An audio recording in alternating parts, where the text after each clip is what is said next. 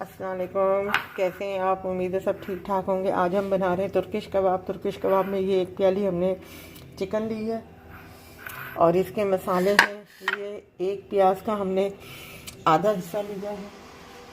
ये एक प्याज था जिसका हमने आधा हिस्सा लिया है। ये एक टमाटर था जिसके दो हमने हिस्से लिए हैं। ये एक हरी मिर्च है। ये शिमला मिर्च है। शिमला मिर्च भी हमने हाफ ली है। और ये थोड़ा सा धनिया पाउडर है जिसे हम इसमें ब्लेंड करेंगे और फिर आपको बताते हैं। ये देखिए, हमने मसाला चिकन जो है हमने प्याज, टमाटर, शिमला मिर्च, हरी मिर्च, धनिया, लहसुन, अदरक के साथ हमने पेस्ट बना लिया है, इसका पीस लिया है। अब इसमें जो मसाले जाएंगे वो मैं आपको बता देती हूँ। ये हाफ़ टी स्पून नमक है। ये हाफ़ टी से भी कम दालचीनी का पाउडर है। ये हाफ़ टी अपना जो है लाल मिर्ची पाउडर है। और ये हाफ़ टी स्पून जो है हाफ़ टी से भी कम पेपरिका पाउडर है। ये हाफ़ टी से कम धनिया पाउडर है, सॉरी ज़ीरा पाउडर है। और ये हाफ़ टी जो है ब्लैक पेपर पाउडर है जो हम इसमें शामिल करेंगे। अब हम इसे मिक्स करेंगे। ये हमने इसको मिक्स कर दिया है। अब हमने ये ग्रिल वाला फ्राई पैन पर रख दिया है। अब हम इसमें थोड़ा सा ऑयल डालेंगे और इसको इस तरीके से चारों तरफ फैला देंगे।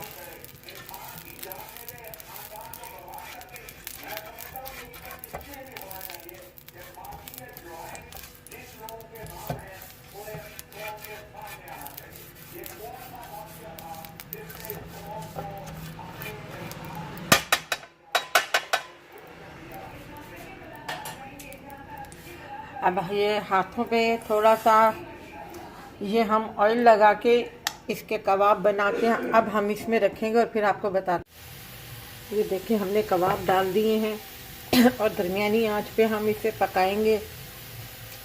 पहले नीचे से अच्छे तरीके से पक जाएंगे, उसके बाद हम इसे पलट करेंगे।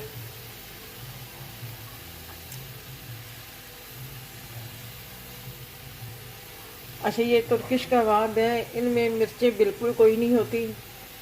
ये तो मैंने थोड़ा सा देसी और दे दिया, इसमें थोड़ी सी एक हरी मिर्च डाल दी है क्योंकि ये बिल्कुल फीके होते हैं, बस ये कलरफुल होते हैं। और अपना ये तुर्किश कबाब आप रोटी के साथ या उबले हुए राइस के साथ आप खा सकते हैं। आप या वैसे भी आप खा सकते हैं। जब हम इसको पलटेंगे गोल्डन होने के बाद तो फिर आपको बताते हैं। ये देखें, हमने टर्न कर दिया है। अभी ये हल्के हल्के से गोल्डन हो रहे हैं।